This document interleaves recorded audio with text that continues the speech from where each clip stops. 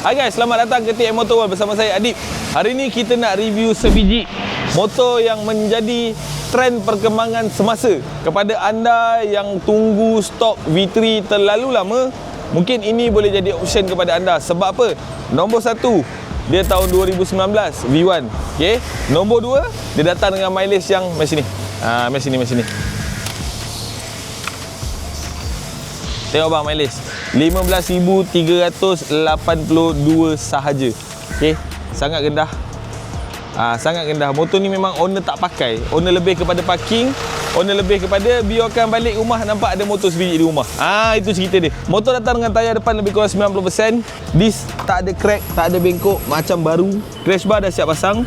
Kita panggil dia full upper crash bar, depan sampai tepi complete. Spotlight pun dah siap ada. Bottle holder ada. Side step untuk middle pun dah ada. Sikit carbon punya jajan dah ada. Exhaust owner lama dah operate sikit. Bunyi dia kejap lagi kita payung. Tayar belakang condition wajib tukar sebab dia datang daripada tahun original motor. Ini original motor OM. Sendiri fikir. Okey.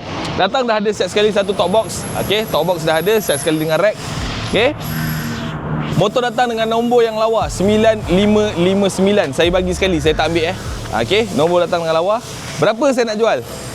Saya jual murah asal barang jadi duit bang. 63,800 dengan deposit sekian, bulanan sekian, wasabi kami. Okey, kita start sikit payung dia punya bunyi.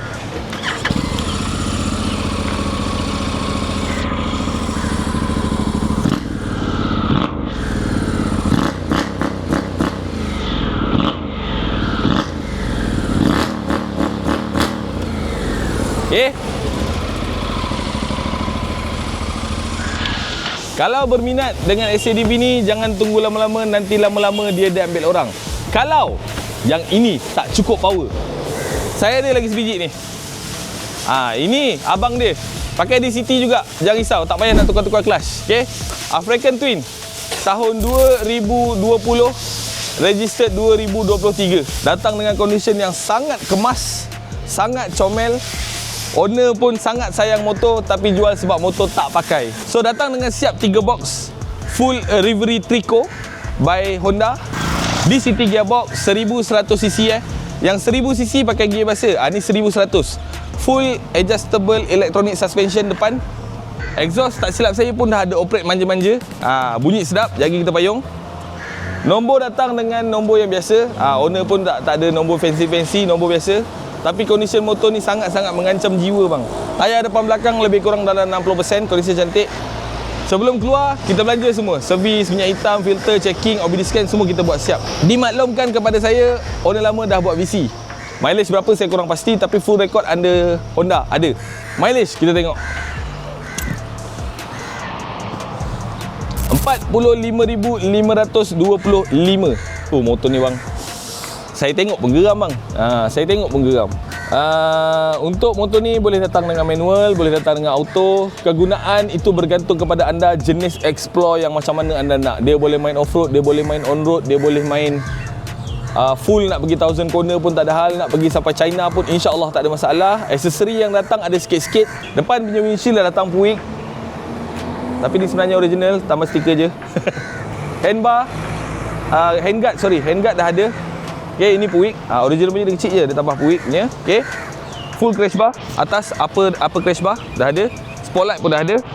Lain-lain punya part original motor. Right, kita payung sikit dia punya bunyi.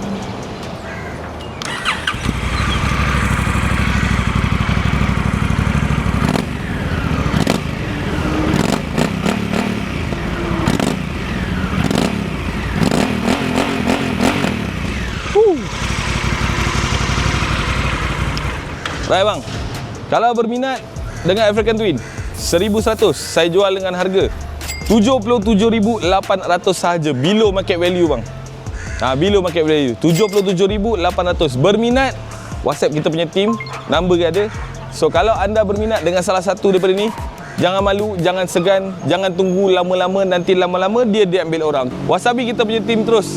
Anda nak cari motor, nak jual motor, nak beli motor, cari saya di TM Motor World. Explore more right with us. Thank you. Bye-bye.